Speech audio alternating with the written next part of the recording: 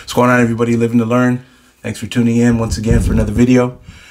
Again, I just want to start off this video by thanking everyone who has supported my channel in any way, shape, form, or fashion, whether that be subscribing, which is my favorite, commenting, or donating financially, which, again, very much appreciated.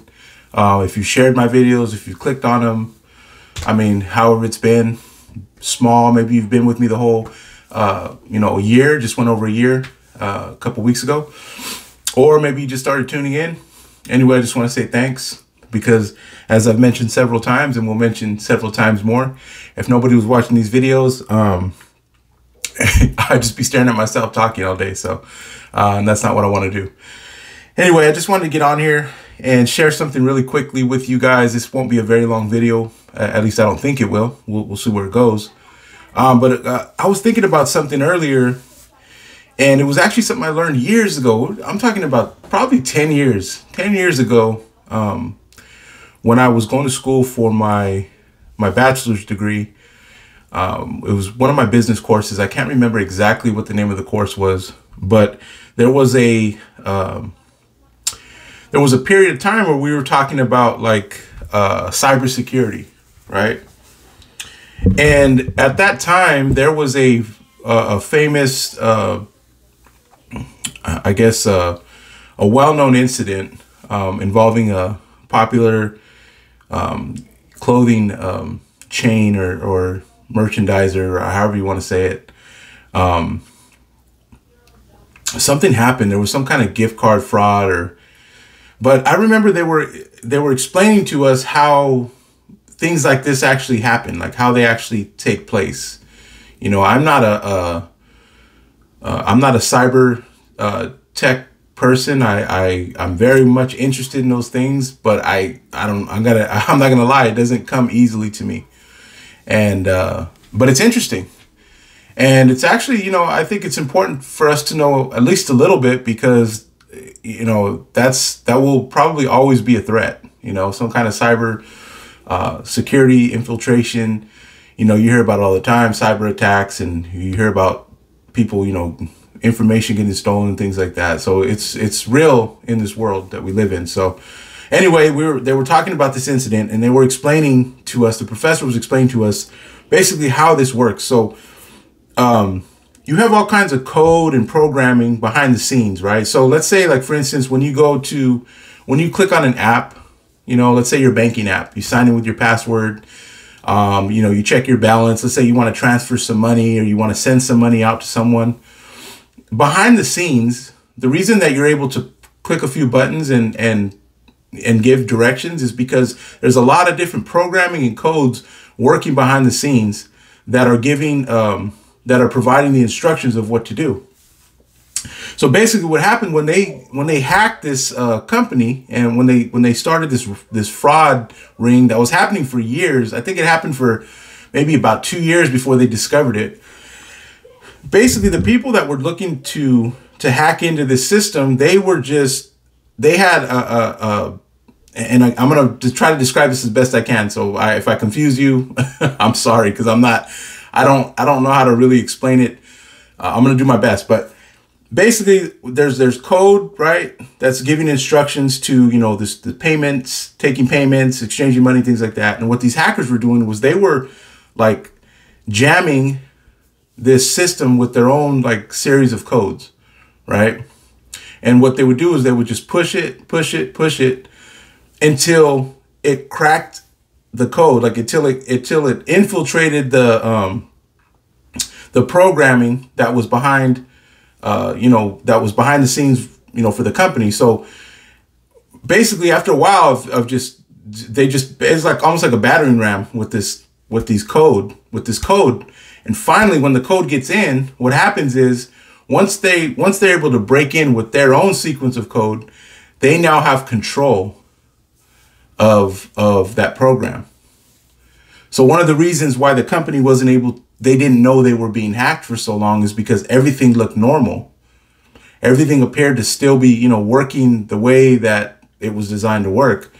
But they had no idea that there was, these hackers had gotten in behind the scenes, and they were actually manipulating what was happening. And so instead of the company receiving the money that they were, I think it was through gift cards or some kind of exchange, they were rerouting that money to themselves. And so, they stole a lot of money until they finally got found out. And anyway, the scary part was the way they explained it in class was this wasn't even like an expert move, like an expert hacking move. This was kind of like amateur. And I thought, man,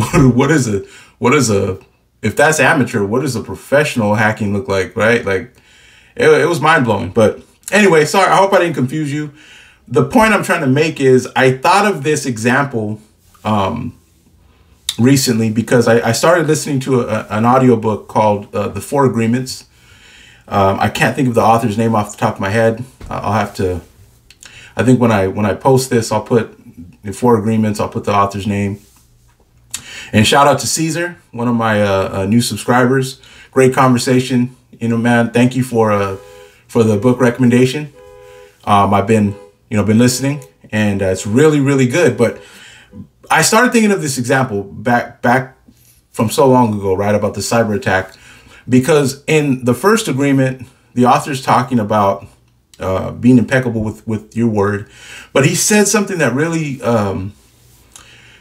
stood out to me, and it really resonated with me, and it made me really have to sit back and reflect.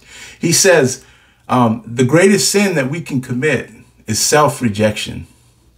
Okay. Self-rejection. Okay. Now I'm not trying to get, theological. I know we have, an idea of sin. I come from a Christian background. And so we have an idea of what that means in our circles. But I think what the author is getting at is like the greatest error, the greatest, mistake that we can make, the greatest harm that we can cause is to reject ourselves. Self-rejection. And I started thinking about it. And it really made me start to assess my own daily life and my habits. And I really started taking inventory of, what my daily routine is like. And I'm not going to lie to you. I've got a long way to go. I've got a lot of improving to do. And I started thinking about the self-rejection concept. And I started thinking like, where are there things deep down inside where I'm still rejecting myself, right? I'm still not accepting myself fully. And I know we can go a lot of different ways with this, but I had to take an assessment of myself, right? I'm not going to look at anyone else. They're not my responsibility. I'm responsible for me, right? I'm responsible for myself, for being healthy, accepting myself. I'm a father, and of course, I gladly put my children before myself. But at the same time, it does them no good if I'm not taking care of me first. If I'm still not accepting myself fully. And so again, I'm trying to connect the dots, right? Looking at how I carry myself, look at my routine. What are the things that I don't even think about? I do subconsciously. What are my habits? What are the habits that I need to break? What are the things that I need to change? And what I want to talk about is here's my strategy when it comes to breaking out of that self-rejection. It's kind of the same thing with that cyber attack story that I was talking about. We just have to continuously jam new programming, new code into our minds. Every single day, every time we get a chance, every chance we get. We're always talking to ourselves. We're always judging ourselves. We're always subconsciously drawing from things that we don't even know about. And so the best way to counterattack that is to jam new programming into our minds, into our mentality, right? Into my mind, I have to start to think differently about myself. I have to start to think differently about how I approach my day. It's very critical. And again, it's about the only thing that I can really control. And it just, it hit me. And I thought about that, and I said, why am I still rejecting myself, and how can I overcome this? Because at the end of the day, I am who I am. There is a better version, I think, that can be achieved, but I have to decide to make that happen. But I can't do nothing, right? It's like you're the foundation of a building, right? You can build the most beautiful structure, and it can look amazing, but if that foundation is not structurally sound, it doesn't matter how beautiful it is, that whatever you build on top of it, it is in danger of crumbling. It's in danger of falling apart. It's in danger of being a catastrophe. And I think I think I fool myself sometimes when I think like, wow, I'm actually, I have good intentions. I want to see my kids grow. I want to see them do well. I want to see them successful. But okay, Dad, that's great. But how solid is your foundation? How can you give them the best if you're not working to be your best? I had to have that conversation with myself after I started listening to that book, and I heard him say that the greatest sin we can commit is self-rejection. And he talks about why that's even a problem. And again, a lot of it has to do with the inner child. A lot of it has to do with from when we were little. Things that we were told, things that were said to us, or things that we heard, we listened to. And, I don't even think people, sometimes people don't even mean to say certain things, but, and again, it reminds me to be very careful with my words when I'm talking to my kids. I have to be careful. A lot of us are operating on something that's not true. We have a false view of ourselves, and we're frustrated, and we're wondering why we feel like we hit a wall every time we're trying to, get better, every time we're trying to improve. And I think it comes down to what the author was talking about, that self-rejection. We're committing a great offense against ourselves, and it affects everything else in our lives. So as good as I want to be as a dad, I can't be that if I'm not working on myself, if I'm not trying to identify where am I rejecting myself still, where do I need to jam new programming in there, where do I need to replace that? I need to infiltrate that, just like those hackers did, right? And they took control. Now they were in control. They were running the show.